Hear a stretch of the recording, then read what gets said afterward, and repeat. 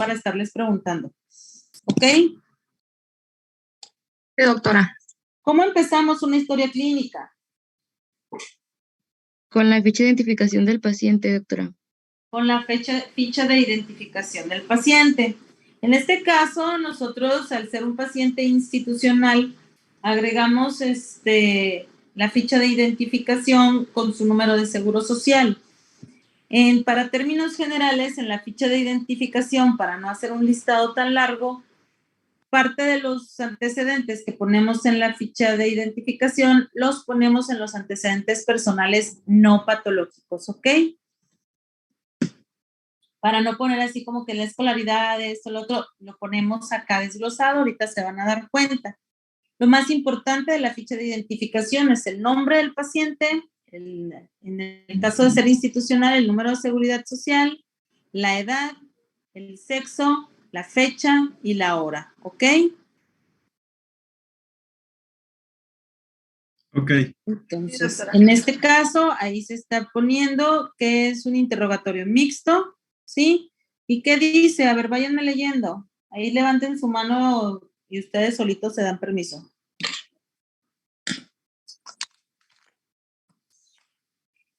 Primer renglón, no se peleen. Hay que hacer las cosas rápido. Interrogatorio mixto. Interrogatorio mixto, madre y padre.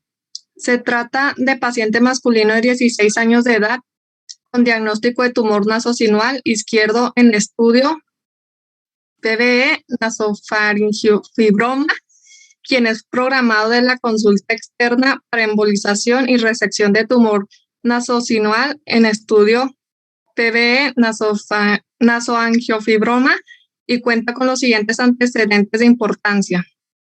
Hasta ahí llegamos. Hay que aprender a leer, ¿eh? Hay que poner atención a la lectura. Todos aprendimos a leer en la primaria, pero siempre hay quienes tienen ciertas deficiencias.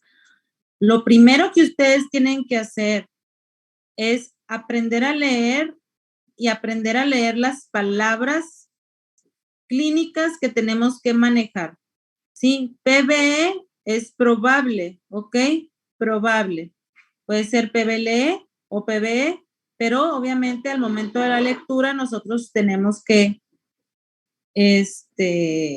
leer bien. Es una crítica constructiva, nada más, ¿ok? Acuérdense que esto que vamos a hacer es una crítica constructiva. Todos tienen muchas deficiencias. Yo también, yo escribo todo chueco.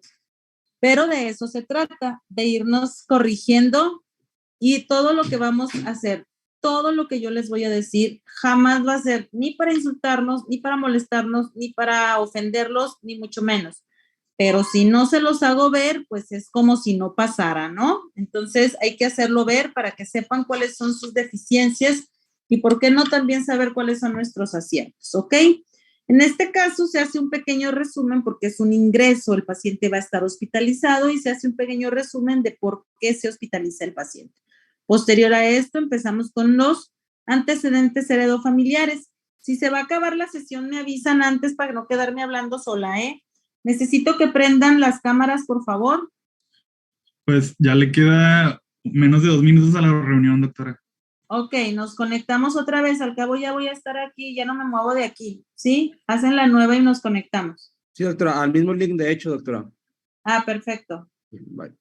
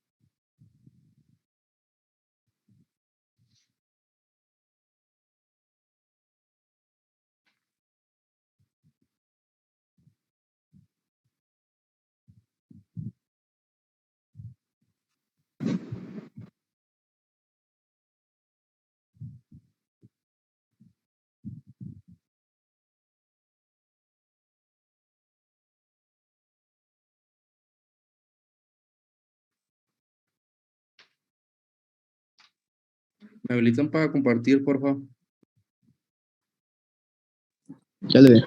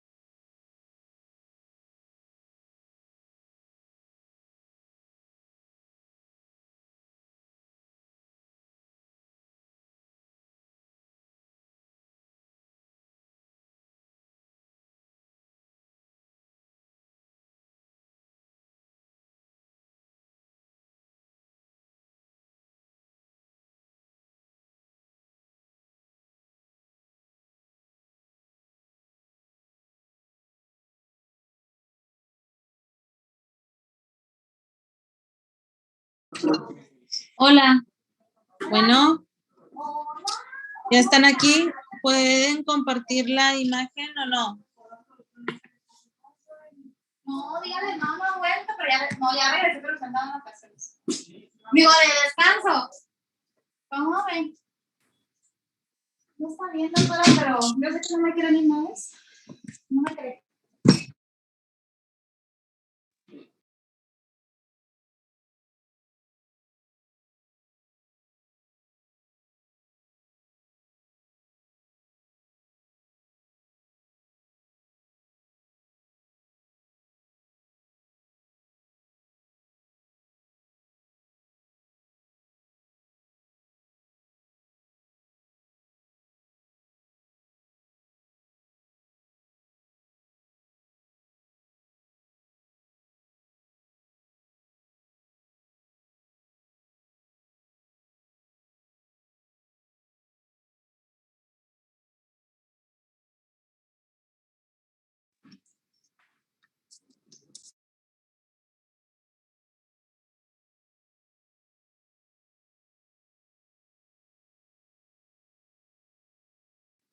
Doctor, no está hablando, pero tiene el audio desactivado.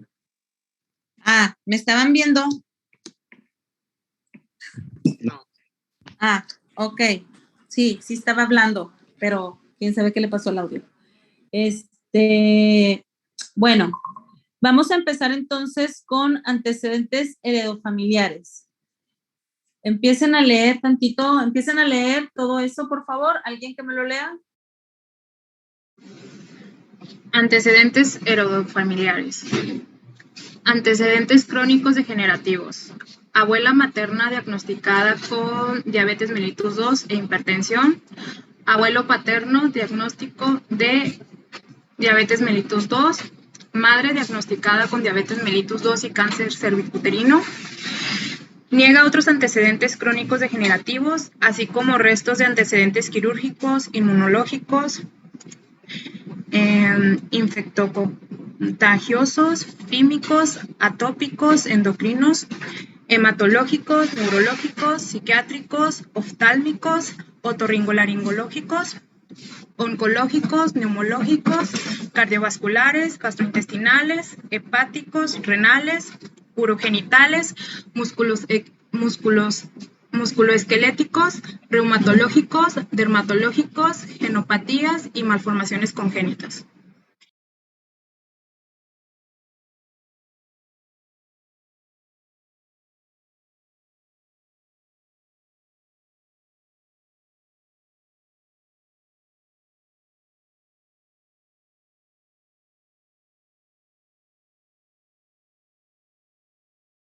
Ya, ¿quieres jugar?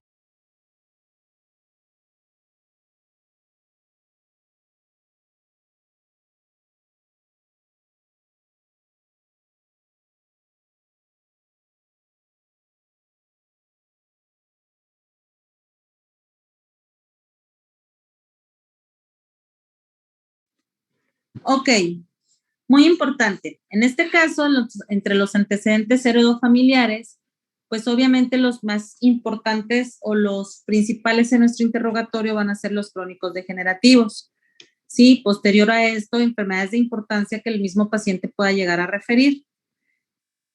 Y después hacemos un interrogatorio dirigido. En el caso de la otorrinolaringología, yo en lo personal lo hago dirigido hacia antecedentes oncológicos y antecedentes de atopias como asmáticos o alérgicos, ¿sí? Aquí si se dan cuenta, el paciente, nosotros cuando hacemos una adecuada historia clínica, tenemos que poner lo que interrogamos, pero el paciente lo niega, ¿sí? ¿Por qué?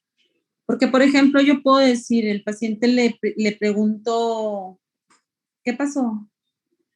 Al paciente, si después me dice, sí, es que mi mamá sí tenía cáncer en el estómago, ¿no?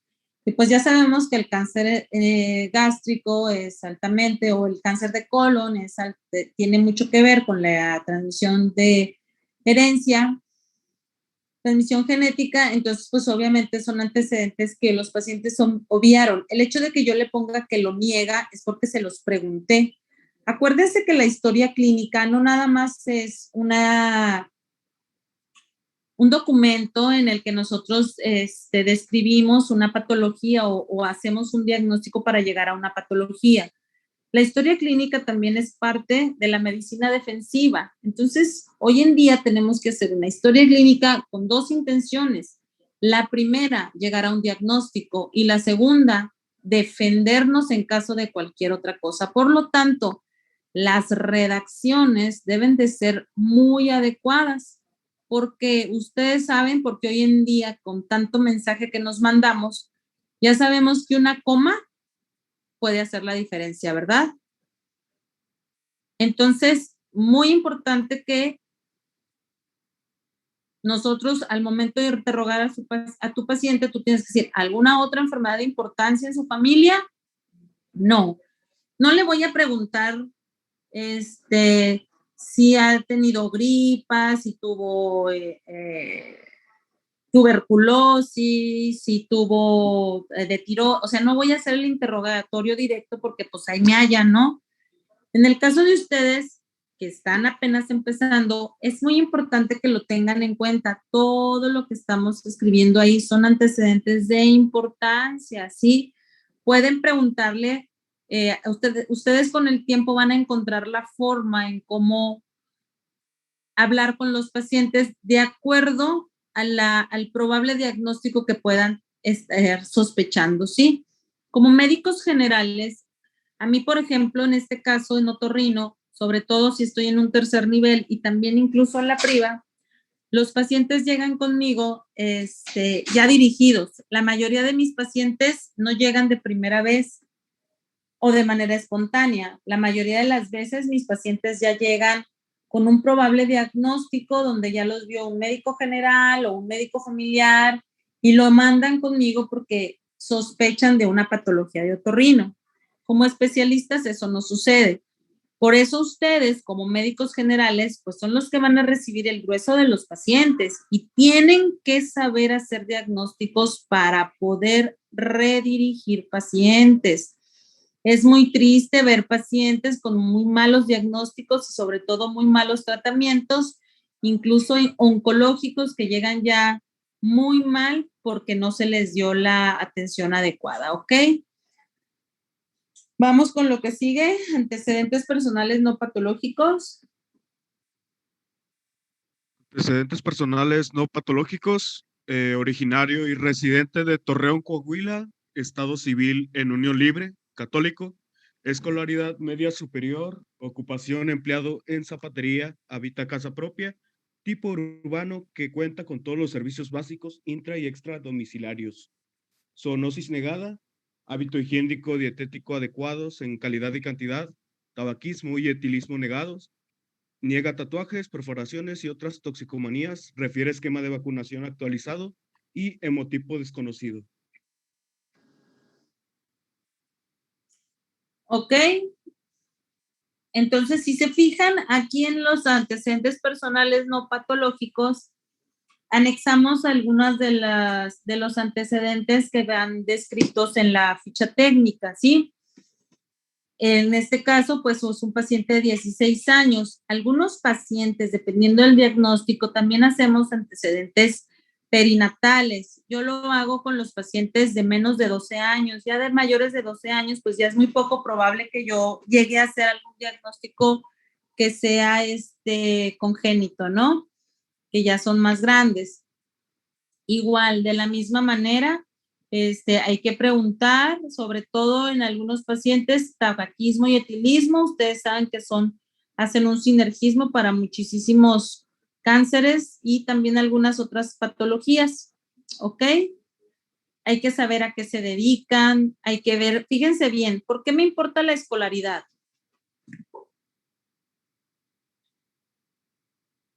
Para saber con qué tipo de lenguaje se le va a hablar al paciente. Ay, sí, como tú ya fuiste a la consulta, ¿verdad?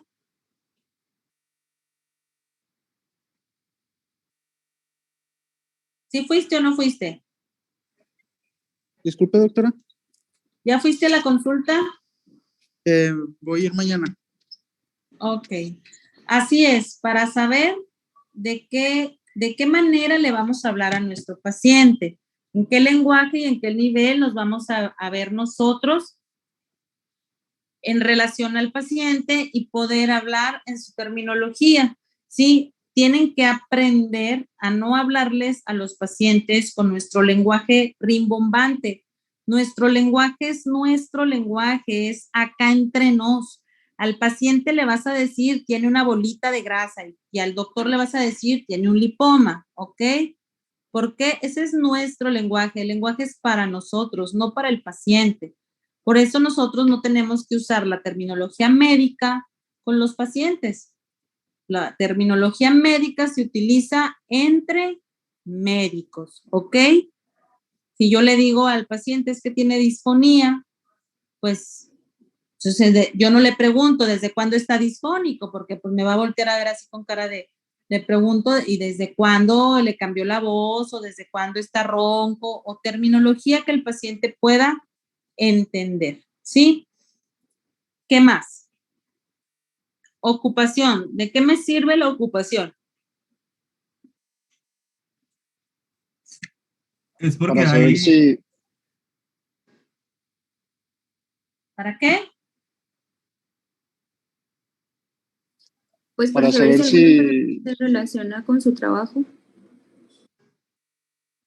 La ocupación, para saber a qué medios están expuestos. El otro día llegó un paciente que trabaja en un como tipo laboratorio y lo pusieron a hacer una limpieza profunda. Trabaja con químicos y hizo una dilución química que le causó como una explosión de gases, una reacción que provocó gases. Y pues el paciente estaba bien en teoría. Sin embargo, cuando llega conmigo dice, es que doctora, no huelo, el aire me molesta para respirar, siento que estoy congestionado todo el tiempo, etcétera. El paciente hizo una rinitis química secundaria a la exposición, era cloro con no sé qué, a la exposición de químicos, lo que causó una atrofia superficial del epitelio ciliado de la nariz y por lo tanto se quedó sin función. Estaba muy impresionante cuando lo vi. Te puedo asegurar que cualquier otra persona que no sea otorrino no hubiese notado absolutamente ninguna diferencia, ¿ok? Porque realmente la diferencia, ¿por qué se están saliendo de las clases? La diferencia que nosotros, un paciente sin patología nasal a un paciente con patología nasal, realmente es muy difícil que un médico que no sea otorrino la logre distinguir, sobre todo si no tiene en conocimiento lo que puede llegar a suceder. ¿Cómo puede llegarse a ver una nariz anormal? ¿Ok? Entonces, todo es importante, la ocupación, a lo mejor, fíjense bien, cuando nosotros preguntamos si el paciente está casado, si el paciente está soltero, por ejemplo, ahí dice que el cliente, ¿cuántos años tiene? 16 años. Y luego dice que está en unión libre, no manches, ¿no? Fíjate, está en unión libre y el interrogatorio es mixto. O sea, la mamá le ayuda y ya, pero ya vive solo con la mujer. Vete a saber si vive solo, pero ya tiene una responsabilidad. Qué bárbaro. Y así llegan el 80% de los hombres, pero no digan nada. ¿Ok? Cuando nosotros preguntamos los hábitos, pues ya sabemos por qué son. Pero cuando preguntamos el tipo de habitación, con quién vive, etcétera, es también para saber nosotros si ese paciente tiene una red de apoyo que pueda darle continuidad durante la enfermedad. La red de apoyo hoy en día es de suma importancia. Anteriormente no se tomaba tanto en cuenta. A los pacientes se les hacía lo que se tenía que hacer y se acabó. Hoy en día la misma educación nos lleva a distintos protocolos, en donde yo, por ejemplo, tengo que ver el estilo de vida de mi paciente, si cuenta con red de apoyo para ciertos tratamientos que yo voy a realizar. Por ejemplo, un paciente que viene postrado, que se le hizo una traqueotomía, que no puede moverse, que viene sucio, que viene todo con úlceras de decúbito. Ese tipo de pacientes yo voy a batallar para decanularlo. Por más que el médico, el neurocirujano me diga, ya decanúlalo y quítale la canula, no voy a poder. Ese paciente, al momento de yo decanularlo, lo más probable es que hagan una neumonía o algo porque no lo mueven. Las secreciones son más difíciles de mover. Entonces, para el paciente en sí, es mejor tener el tubo y darle las indicaciones y hablar con los familiares, pero decanularlo sería lo último que yo haría porque su red de apoyo es muy, muy deficiente. Entonces, la red de apoyo es sumamente importante. Hay pacientes que vienen tan bien cuidados que tú ya sabes que a ese paciente le va a ir bien en cuanto a la situación de los cuidados, ¿ok? Eso es muy, muy importante. ¿Qué más? Hoy en día el esquema de vacunación es todavía más importante porque nos corresponde a todos. Preguntamos si les dio COVID, cuándo les dio COVID y cuántas vacunas tienen. Todavía no sabemos las secuelas que vaya a tener los pacientes con COVID, sobre todo los que fueron positivos con la variante Delta, que fue la que hizo más complicaciones. Entonces, todavía no sabemos cuáles van a ser las secuelas de ese virus. Por lo tanto, yo dentro de mi interrogatorio ya lo incluyo. Si tuvieron COVID, ¿cuándo? Y si ya tienen todas sus vacunas, ¿ok? Seguimos en este caso, pues nuestro paciente está más fácil porque está joven, ¿sí? El interrogatorio es menos largo porque el paciente es joven, pero de cualquier manera, ahí les comento, estamos en una edad en la que todavía ya no le hacemos un antecedente perinatal, ¿sí? Por ejemplo, pues el vato ya está casado, o sea, ya ni modo que le preguntamos si fue parto cesárea, ¿verdad? Pero cuando tenemos pacientes, yo a los menores de 12 años sí les hago un interrogatorio perinatal, en el cual incluyo que no hayan sido prematuros, el tipo de parto que tuvieron, más o menos si tuvo alguna estancia en incubadora para saber si tuvo algún dato de hipoxia, de igual manera su desarrollo psicomotor, su esquema de vacunación. Todo eso sí lo interrogo en pacientes menores de 12 años. De igual manera, en algunas mujeres, no en todas, sí llego a preguntar antecedentes ginecobstétricos, sobre todo porque ya me ha tocado operar una paciente que estaba embarazada, así de que no se había dado cuenta. Entonces, pues sí es importante en algunos pacientes, sobre todo mujeres que están en edad de gestación, saber que no vayan a estar embarazadas. Entonces ahí sí se vale el interrogatorio ginecológico. No siempre lo hago, por ejemplo, una viejita, pues no, pero en algunas chicas que vayan a ser sometidas a quirófano, sí les pregunto esos antecedentes. En el caso de ustedes, tienen que preguntarlo siempre a toda mujer en edad de reproducción, ¿ok? Incluso hasta las viejitas de que cualquier cosa tienen que preguntarlo. Yo sí los obvio porque pues ya hago mi interrogatorio más dirigido, pero en el caso de ustedes, a todas las mujeres tienen que hacerle este tipo de interrogatorio.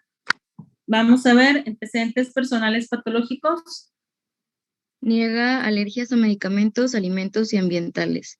Antecedentes de hospitalizaciones. Hospitalización el 10 de mayo de 2022, secundario a epistaxis izquierda, que requirió 10 días de estancia hospitalaria, donde aparentemente se realizó colocación de taponamiento nasal izquierdo.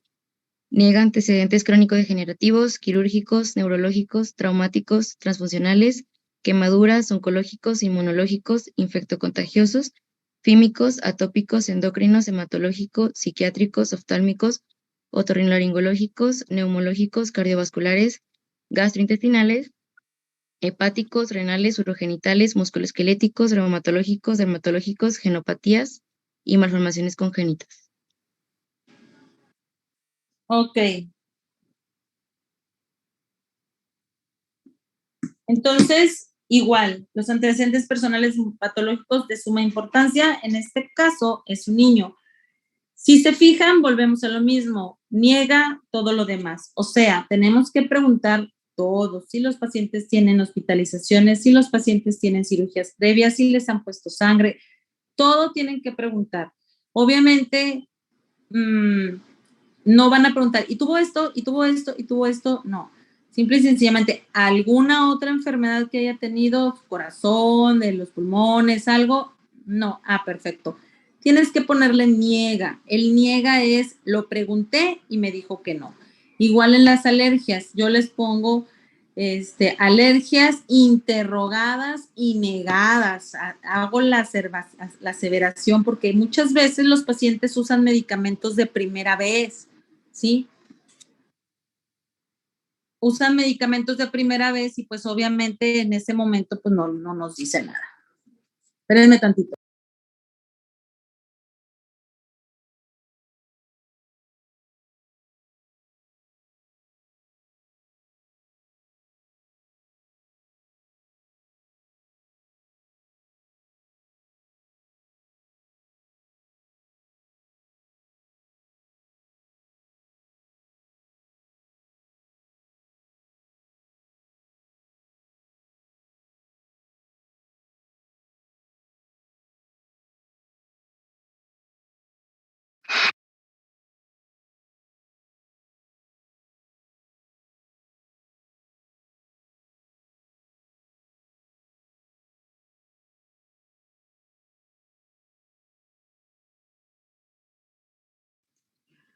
Ok, entonces es muy importante que yo le pregunté al paciente y que él me dijo que no, ¿sí? Vuelvo a decir, o sea, si yo le aplico un medicamento y le hace alguna reacción, pues ya no va a ser mi culpa, simple y sencillamente retiramos el medicamento. Pero si el paciente ya me dijo que es alérgico a los AINES y yo le receto un AINE, pues entonces sí es mi culpa, ¿no? O sea, y ya eso es muy importante que lo pongan porque las anafilaxis por medicamentos, híjole, son bastante pesadas y cada vez se presentan más, ¿ok? Entonces, vamos a revisar esta nota, esta historia clínica y vamos a revisar las demás que les mandé. Ahorita les voy a pedir un favor. En el padecimiento actual me tardo mucho en hacer la anamnesis. Ya encontré el lugar donde me voy a poner, pero además ya voy a salir de vacaciones y los voy a estar viendo desde mi casa. Ya ahí pues no voy a batallar tanto. Entonces, lo que vamos a hacer, vamos a terminar ahorita la clase porque tengo que ir a ver un paciente. Y en la próxima clase hay que revisar las notas que están realizadas, que las que subieron los compañeros, las pueden subir a un grupo que tengan ustedes, porque de eso es lo que vamos a hablar, para que ustedes lean toda la terminología y sepan de lo que estamos hablando, ¿ok? Entre más lean de lo que vamos a hablar, más rápido vamos a terminar, ¿sí? Sí, doctora, una disculpa, es que se acaba la